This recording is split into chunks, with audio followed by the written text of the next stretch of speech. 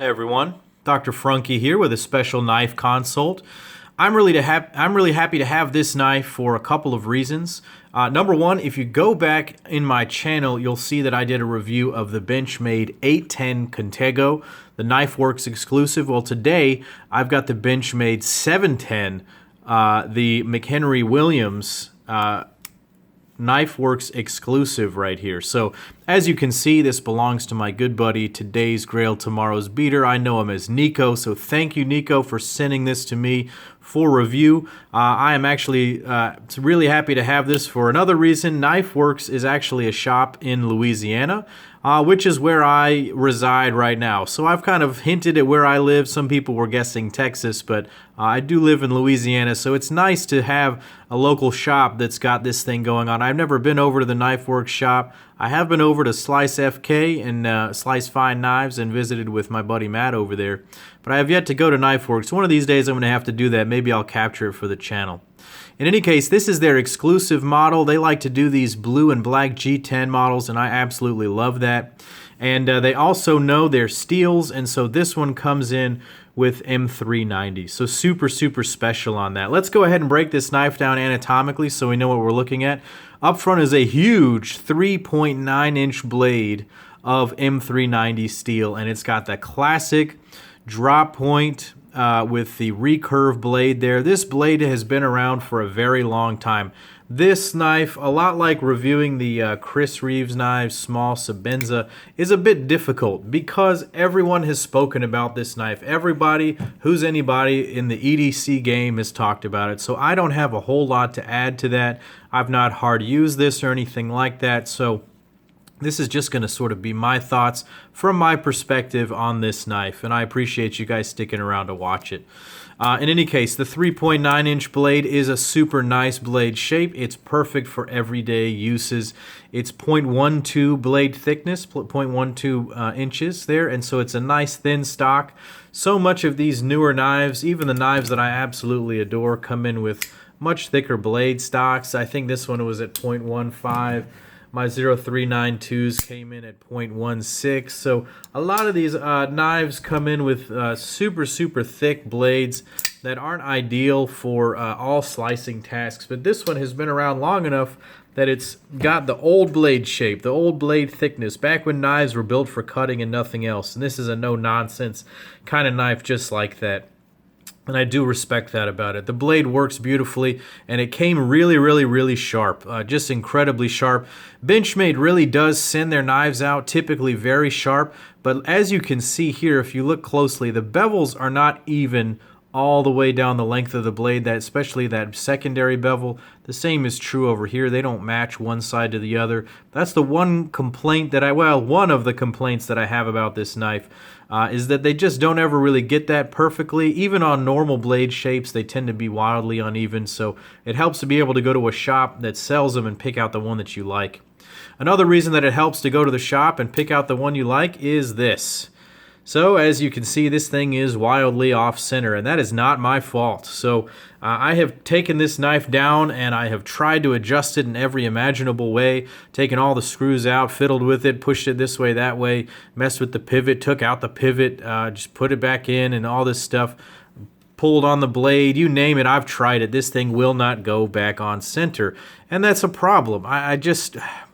This is Benchmade at their finest here. This is supposed to be one of the best knives that they're making, a limited run, exclusive M390 G10, and look at this thing. It's just like off to the side. So what can I say about that?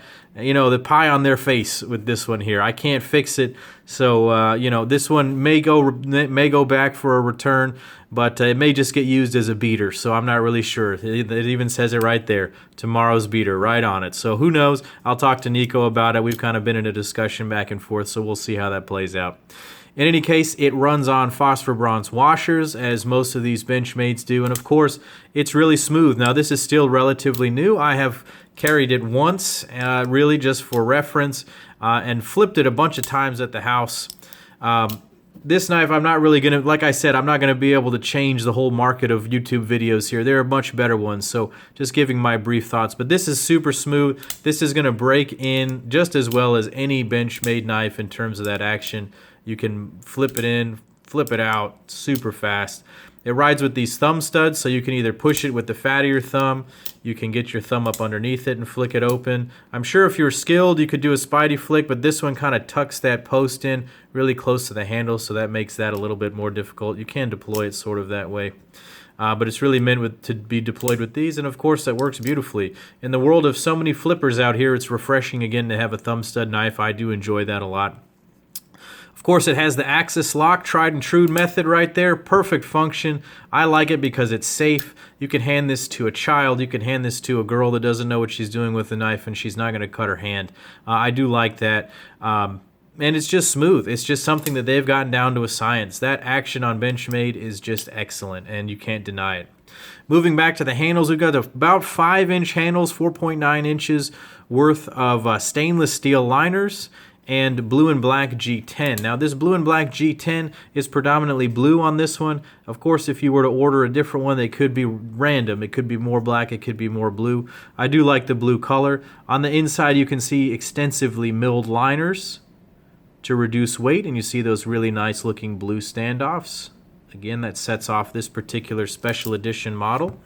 Let's go ahead and see how heavy this thing is. Looking at all that weight saving right there.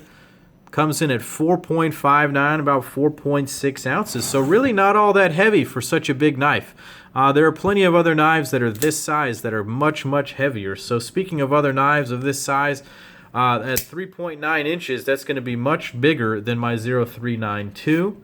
I'll bring out a 4-inch blade right here. This is the ZT0606, so similar in overall profile. That's how big this knife is. It looks small because of how slim it is, but it's actually just a monster knife. I'm going to bring out the small Sabenza so you can see that. A lot of folks are familiar with the size on that one. A very big blade there. Here's a Koenig Arius. Beautiful, beautiful knife to compare to it.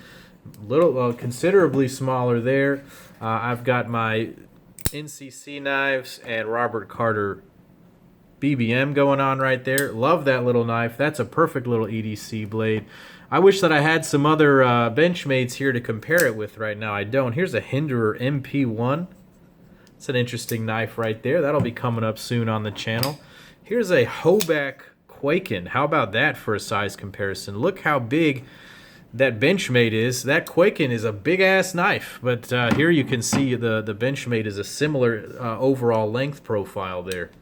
So there, that should give you an idea of what's going on. Don't worry, I have ordered a new system to hold my camera so that I can make these videos from a vertical position. That'll be changing sometime in the future here, so don't worry about that. That's coming.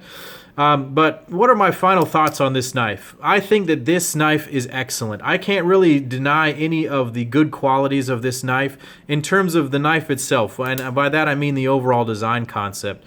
The blade works beautifully. This is a time-tested and proven knife. It's a nice shape for all types of indoor and outdoor activity. It's nice and thin, so it slices beautifully, and it's very strong. In an M390, this is just undeniable.